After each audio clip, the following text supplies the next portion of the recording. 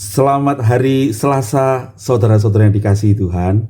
Kita bertemu kembali dalam PA Online GKA Immanuel Malang.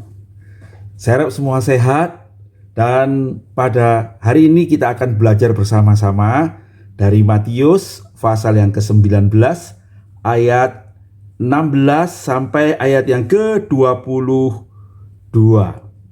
Matius 19 ayat 16 sampai ayat yang ke-22. Orang muda yang kaya. Saya akan membacakan untuk saudara sekalian. Ada seorang datang kepada Yesus dan berkata, "Guru, perbuatan baik apakah yang harus kuperbuat untuk memperoleh hidup yang kekal?" Jawab Yesus, "Apakah sebabnya engkau bertanya kepadaku tentang apa yang baik? Hanya satu yang baik. Tetapi jika engkau ingin masuk ke dalam hidup, turutilah segala perintah Allah." Kata orang itu kepadanya, "Perintah yang mana?" Kata Yesus, "Jangan membunuh, jangan berzina, jangan mencuri, jangan mengucapkan saksi dusta, hormatilah ayahmu dan ibumu, dan kasihilah sesamamu manusia seperti dirimu sendiri." Kata orang muda itu kepadanya, "Semuanya itu telah kuturuti, apalagi yang masih kurang?" Kata Yesus kepadanya, "Jikalau engkau hendak sempurna, pergilah, jualah segala milikmu dan berikanlah itu kepada orang-orang miskin, maka engkau akan beroleh harta di sorga. Kemudian datanglah kemari dan ikutlah aku." Ketika orang muda itu mendengar perkataan itu, pergilah ia dengan sedih, sebab banyak hartanya. Berbahagia kita sekalian yang membaca firman Tuhan, menyimpan dalam hati, dan melakukannya dalam hidup kita. Mari kita berdoa sebelum kita merenungkan firman Tuhan. Bapa yang di surga, terima kasih kami boleh belajar lagi firman-Mu. Tuntunlah kami dengan kebenarannya, dan kiranya kebenaran itu menuntun kami untuk semakin mengenali hati-Mu. Dan buatlah kami bukan hanya mengenali hati-Mu Tuhan, tapi kami berjalan menurut tuntunan-Mu, melakukan apa yang baik, yang memuliakan nama-Mu, yang menyenangkan hati Tuhan. Dan kiranya dengan demikianlah kami boleh menjadi anak-anak-Mu, menjadi umat-Mu, menjadi terang dan garam bagi dunia ini, membawa kebaikan-Mu bagi sama kami. Tuntunlah kami di jalan yang benar, demi Yesus Juru Selamat kami yang hidup, kami berdoa mengucap syukur. Amin. Nah, saudara-saudara sekalian, firman Tuhan yang barusan kita baca itu sesungguhnya dari ayat 16 sampai 26 ya, dari Matius ini. Dan diceritakan juga di dalam Markus 10 ayat 17 sampai 27 dan Lukas 18 ayat 18 sampai 27 ya. Karena waktu, saya akan membagi dua bagian ini ya. Bagian pertama akan kita bahas dari 16 sampai ke 22. Lalu minggu depan kita akan meneruskan ayat 23 sampai ayat yang ke-26 ya. Baik. Nah, pada bagian yang kita baca ini sekali lagi kita sedang bicara tentang Tuhan Yesus yang ada di Perea ya, di Perea itu ya. Ayat 16 dikatakan ada seorang datang kepada Yesus dan berkata, "Guru, perbuatan baik apakah yang harus kuperbuat untuk memperoleh hidup yang kekal?" Nah, tapi kalau kita membaca dalam kitab Markus, kita menemukan bahwa waktu itu Tuhan Yesus sedang meneruskan perjalanan. Ya, meneruskan perjalanan. Nah, waktu dia meneruskan perjalanan itu, kata Markus, ada seorang muda yang berlari-lari datang kepada Yesus dan berlutut kepadanya. Jadi orang ini sungguh-sungguh, saudara-saudara ya. Orang ini orang muda, ya, ada seorang pemuda. Dan datang dengan sungguh-sungguh. Dia bukan cuma tanya, tapi dia berlutut barangkali di depan banyak orang barangkali ya. Dan menarik sekali bahwa di dalam kitab Lukas dikatakan bahwa orang muda itu adalah pemimpin. Ya, datanglah seorang pemimpin muda. Ya, pemimpin muda. Nah, kata pemimpin ini menunjuk pada seorang tokoh di kalangan orang-orang Yahudi. Jadi nampaknya orang muda ini, kalau kita membaca berikutnya kan kita tahu orang ini muda ini kaya ya. Orang muda ini kaya. Dan dia namanya seorang pemimpin yang terkemuka di antara orang Yahudi. kalau disebut kata pemimpin itu bisa jadi dia adalah salah satu anggota barangkali Sanhedrin, ya. Sanhedrin adalah sekelompok orang-orang pemimpin di kalangan masyarakat, baik itu ahli-ahli Taurat maupun tokoh-tokoh orang masyarakat. Jumlahnya itu kalau di Yerusalem itu 171 orang, tapi tiap daerah itu punya Sanhedrin sendiri-sendiri, saudara-saudara ya. Nah, itu orang muda ini barangkali adalah salah satu dari mereka.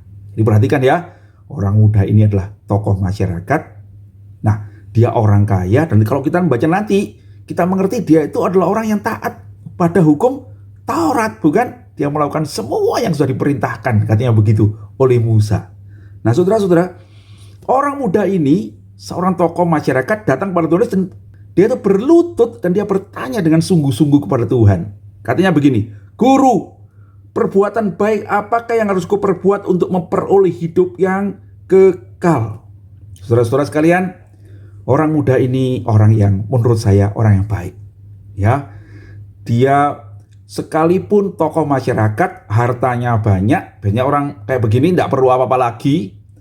Dia dihormati orang, dia tidak akan datang kepada seorang tanya kepada pendeta, barangkali kayak saya gini ya, datang kepada guru, dan bahkan berlutut yang menunjukkan pengakuan atas otoritas Tuhan Yesus. Nah, saudara-saudara sekalian, dengan begitu kita mengerti orang muda ini punya niat yang baik.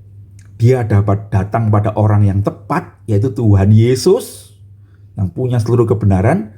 Dan dia bertanya hal yang penting, sungguh saudara. Dia bertanya, apakah yang harus kuperbuat untuk memperoleh hidup yang kekal? Saudara, dia punya kedudukan, dia orang yang kaya, dia orang yang dihormati, begitu ya. Orang muda yang menunjukkan dia itu masih fit, ya, bukan orang yang tua. Tetapi dia tahu bahwa itu tidak cukup, begitu kan? Sehingga dia mencari hidup yang kekal itu, ya. Apa yang harus ku perbuat untuk beroleh hidup yang kekal? Saudara-saudara, saya berharap kita bisa seperti orang muda ini ya. Saya tidak tahu saudara bagaimana hari ini. Engkau cukup kaya kah? Engkau cukup pandai kah? Engkau punya kedudukan yang baik? Engkau punya bisnis yang hebat? Tetapi anak muda ini tahu apa yang lebih penting dari semua yang di dunia ini, yaitu apa? Apa yang kekal. Semua yang di dunia ini akan berlalu. Masa COVID ini saudara-saudara memberitahukan kita satu hal yang sangat penting, yaitu apa? Hidup itu begitu singkat, bukan? Kita tidak tahu apa yang terjadi. Kita bertemu dengan orang-orang yang tiba-tiba sudah bersama-sama kita lagi. Uang bisa sangat banyak. Sepertinya kerjaan masih prospeknya banyak. Tetapi ketika virus kecil itu datang, saudara-saudara, itu bisa menghilangkan semua harapan, bukan? Dan orang muda ini tahu itu, ya, sehingga dia bertanya kepada Tuhan Yesus, guru yang baik, guru yang benar itu. Dan dia menanyakan pertanyaan yang betul. Apakah saya sudah mempunyai hidup yang kekal? Apa yang harus kuperbuat supaya aku beroleh hidup yang kekal? Nah, saudara, di ayat yang ke-17, Tuhan Yesus menjawab, apa sebabnya engkau bertanya kepadaku tentang apa yang baik? Kalau mengacu kepada Markus dan Lukas barangkali lebih cocok. Apa sebabnya engkau bertanya kepadaku dan menyebut aku guru yang baik? Sebab hanya satu yang baik, yaitu Tuhan. Tuhan Yesus, saudara-saudara, mengarahkan orang muda itu bukan kepada dirinya tapi pada Tuhan. Memang Yesus adalah Tuhan, tapi Yesus tahu orang muda ini belum mengenal dia sebagai Mesias, belum mengenal dia sebagai Tuhan. Dia cuma mau tanya pendapatnya sebagai guru. Nanti kita lihat di bawah ya. Dan Tuhan segera memberitahukan kepada orang muda ini, anak muda, engkau harus memandang kepada Tuhan. Hanya daripadanya lah engkau akan beroleh hidup yang kekal, bukan atas petunjuk manusia. Saudara-saudara sekalian, itu yang dikatakan oleh Tuhan Yesus. Kiranya itu juga menolong kita untuk mengerti. Kita memperoleh hidup yang kekal bukan atas nasihat orang-orang. Tapi kalau kita datang kepada Tuhan, menerima dia sebagai juru selamat. Ya, Yesuslah juru selamat itu. Nah, tetapi Tuhan Yesus berkata, Jikalau engkau ingin masuk dalam hidup yang kekal itu, turutilah segala perintah Allah. Yohanes mengatakan pada orang muda ini ya, Tuhan tahu apa yang diinginkannya. Lalu kata orang itu kepadanya, orang muda itu, perintah yang mana? Lalu Tuhan Yesus berkata lagi, jangan membunuh, jangan berzina, jangan mencuri, jangan mengucapkan saksi dusta, dan hormatilah ayahmu dan ibumu. Lalu Tuhan berikan konklusinya, dan kasihilah sesama manusia seperti dirimu sendiri. Ya, jadi lakukanlah itu. Ya, engkau mesti belajar untuk mentaati Tuhan. Dan Tuhan memberikan separuh dari hukum Taurat itu, yaitu hukum pada manusia dulu. Nah, kenapa kok begitu saudara-saudara? Saya yakin karena Tuhan Yesus tahu orang muda ini. Apa yang Tuhan Yesus tahu? Mari kita lihat. Kata orang muda itu kepadanya, semua itu telah kuturuti, apalagi yang masih kurang? Nah saudara-saudara, apa maksudnya pertanyaan ini saudara-saudara? Apalagi yang masih kurang? Saudara-saudara sekalian, yang pertama, dari pernyataan ini orang muda ini tahu ada yang masih kurang. Itu sebabnya dia datang pada Tuhan Yesus ya. Dan saya percaya datang dengan sungguh-sungguh. Tetapi ada yang salah di dalam diri orang muda itu. Yaitu apa? Dia sedang memusatkan diri untuk mencari hidup yang kekal itu dengan memenuhi tuntutan-tuntutan Allah. Dengan kekuatannya sendiri. Dia berkata, apalagi yang masih kurang? Apa yang diharapkan? Dia mengharapkan ada perintah yang lain lagi yang harus kuturuti. Ada persembahan yang harus kuberikan lagi supaya aku ini punya jaminan masuk surga. Ada proyek baru Ada yang bisa kuberikan pada pelayananmu Tuhan? Ada uangku yang bisa kusumbangkan? Perlu pertolonganku? Kenapa dia memikirkan itu? Sebab dia merasa ada yang kurang. Dia belum merasa aman dengan dirinya. Tetapi dia tidak mencari pertolongan Tuhan. Dia tidak merendahkan hati kepada Tuhan, berkata, Tuhan tolonglah aku belum cukup. Aku tidak bisa menolong diriku sendiri dan kekuatanku, dengan kekayaanku, dengan jabatanku. Tidak. Tapi dia berkata, saya akan memenuhi tuntutanmu Tuhan. Beritahu saya. Saya akan memenuhi tuntutanmu. Nah itu dia. Saudara-saudara sekalian, bukankah itu sering kali juga jadi gambaran kita? Sering kali kita berusaha membuat hati kita nyaman, bahwa kita ini orang berkenan kepada Allah. Dengan cara bagaimana? Dengan cara menyumbang pekerjaan Tuhan, ya, melakukan apa yang baik, memberi sedekah, rajin ke gereja, menghormati orang tua, lalu kita merasa aman. Tetapi di dalam hati kecil kita, sungguhkah kita merasa aman? Sungguhkah kita yakin kita berkenan pada Allah? Orang muda ini mempunyai hati yang benar sesungguhnya, ya. Dia merasa saya belum cukup. Tetapi orientasinya dia sekali lagi adalah saya mau memenuhi tuntutan Tuhan. Nah saudara-saudara, atas jawaban orang muda itu, Tuhan Yesus berkata kepadanya, jikalau engkau hendak sempurna, pergilah, jualah segala milikmu dan berikanlah itu kepada orang-orang miskin, maka engkau akan beroleh harta di sorga. Kemudian datanglah kemari dan ikutlah aku. Saudara-saudara sekalian, di dalam Markus itu ada yang menarik ya, di dalam ayat ini ya. Dikatakan ketika Tuhan Yesus mendengar jawaban orang muda itu, sebelum dia mengatakan jawaban itu, Markus itu memberi catatan begini. Lalu Yesus memandangnya dan menaruh kasih kepadanya. Saudara sekalian, orang muda ini salah orientasi. Tuhan Yesus tahu hatinya. Tuhan menaruh kasih kepadanya. Jadi saya bisa bayangkan saudara, ketika dikatakan Yesus memandangnya itu, barangkali Tuhan melihat orang muda ini dan melihat orang muda yang sedang mencari keselamatan ini dengan membawa serta segala kekuatannya, kekayaannya, kedudukannya. Dan dia berpikir dengan semuanya itu dia bisa membeli dengan keselamatan. Dia sedang mencari jalan, mencari karcisnya gitu ya. Saya mau beli, berapapun harganya saya bisa bayar. Saya orang kaya, begitu loh ya. Tuhan Yesus memandangnya dan dikatakan dia mengasihani orang muda ini. Saya bisa merasa kadang-kadang saudara, kalau baca itu, saya merasa Tuhan mungkin tersenyum, tapi dia menggeleng kepala, hatinya sedih dan berkata, dan mungkin dalam hati dia berkata, anak muda, engkau salah arah. Jadi kalau waktu dia mengatakan begini nih, Tuhan mengatakan bagaimana? Menurut saya Tuhan mengatakan dengan lembut, anak muda, jikalau engkau hendak sempurna, dalam Lukas dikatakan masih ada satu lagi yang kurang. Ada satu lagi yang kurang, yaitu apa? Pergilah, jualah segala milikmu, berikanlah pada orang miskin, maka engkau akan beroleh harta di sorga. Lalu ada yang kedua, ajakan Tuhan, kamu ikutlah aku. Saudara-saudara sekalian, apa yang kurang dari orang muda yang menurut Tuhan Yesus?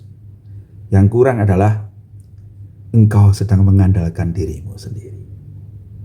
Ya, sehingga Tuhan menunjukkan bahwa kalau kamu mau tahu, kalau kamu mau menyerahkan diri pada Allah, kalau kamu mau hidup dengkal, kamu tidak boleh lagi mengandalkan kekayaanmu, kekuatanmu, kedudukanmu. Jual itu semua. Lepaskan dirimu dari kesombongan itu. Lepaskan dirimu dari kekuatan harta yang menguasaimu. Sebab barang siapa mau mengikut aku, dia harus menyangkal dirinya, memikul salibnya, lalu mengikut aku. Menyangkal dirinya itu melepaskan semua yang menjadi miliknya. Itu saudara-saudara, berikan pada orang miskin. Kamu baik kan? Kamu melakukan semua perintah Allah kan? Saya kira tidak sulit buat kamu untuk memberikan hartamu itu karena Allah. Nah, tapi saudara-saudara, kita membaca kemudian di ayat yang berikutnya itu, ketika orang muda itu mendengar perkataan itu, pergilah ia dengan sedih sebab banyak hartanya. Saudara-saudara sekalian, kalau kita membaca dalam Lukas itu lebih menarik lagi ya, dikatakan begini. Orang muda itu kemudian pergi dengan amat sedih, sangat sedih karena sangat banyak hartanya. Dia sangat sedih sebab dia sangat kaya, kata Lukas gitu.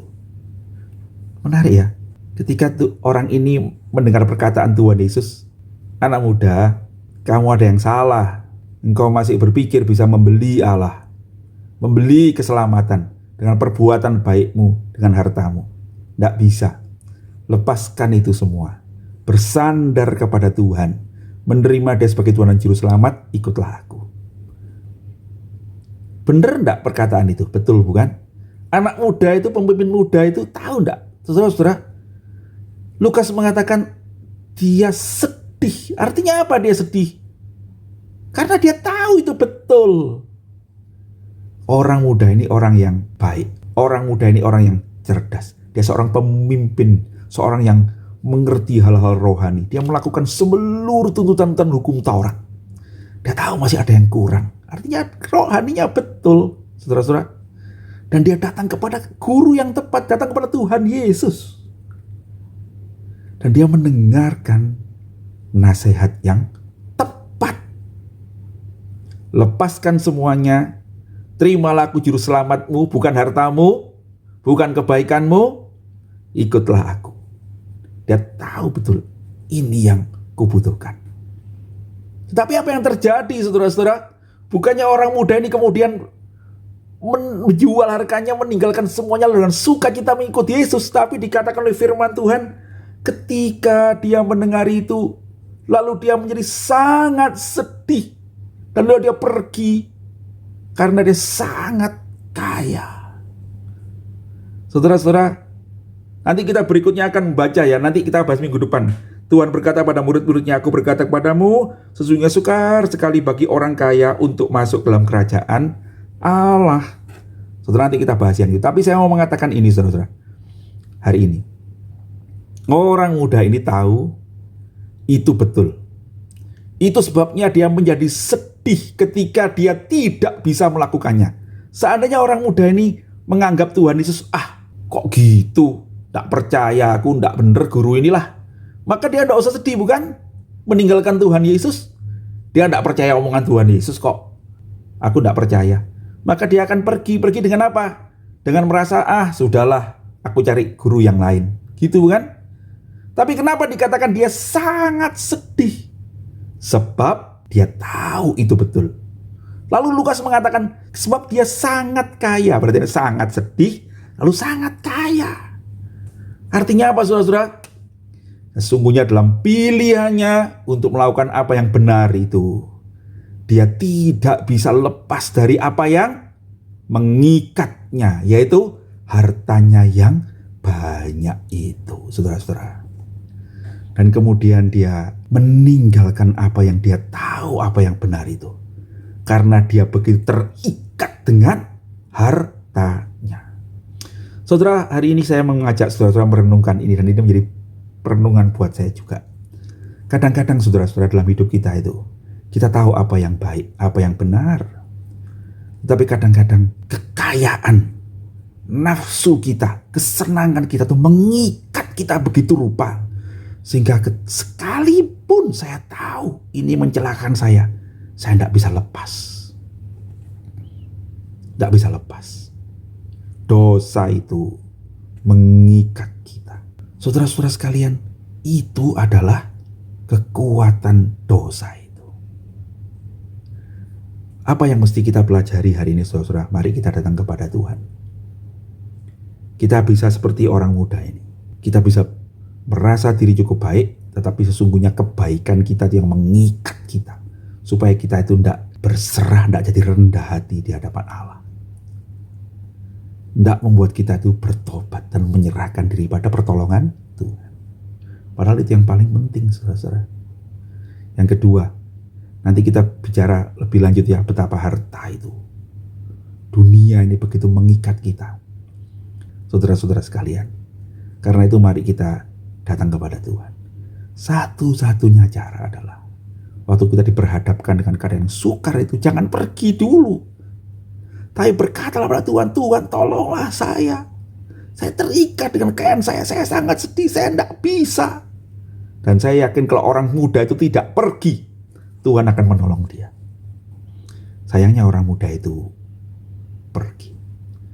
Dia tidak menyerahkan kelemahannya pada Tuhan, tetapi dia tetap berkukuh memilih pilihannya sendiri. Dan hari itu dia sudah tahu dia memilih untuk tidak memperoleh hidup yang kekal. Dia memilih untuk binasa. Saudara-saudara, ada orang yang memilih untuk binasa? Ada, saudara. Saya ketemu orang yang mengatakan, saya tahu saya ini jahat, saya tidak bisa masuk surga, tapi biarlah saya kayak gini, saya akan mati masuk neraka. Kadang saya heran, kok bisa begitu ya? Tapi saudara, itu kenyataan yang ada, saudara-saudara. Dosa itu bisa begitu mengikat kita. Kesombongan kita seringkali menjadi penghalang keselamatan kita, membuat kita tidak memilih apa yang benar, membuat kita memilih apa yang menyenangkan diri sendiri, harga diri sendiri, dan pilihan itu membawa kita pada kecelakaan.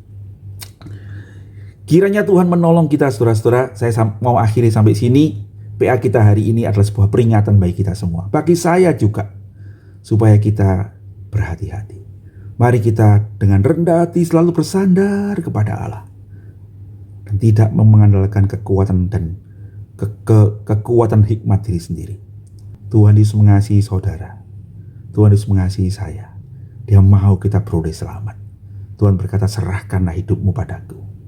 Dan percayalah saudara-saudara, kalau engkau menyerahkan hidupmu kepadamu, melepaskan semuanya mengikut Tuhan, sesungguhnya engkau beroleh harta yang melampaui semua harta yang kau punya di dunia ini.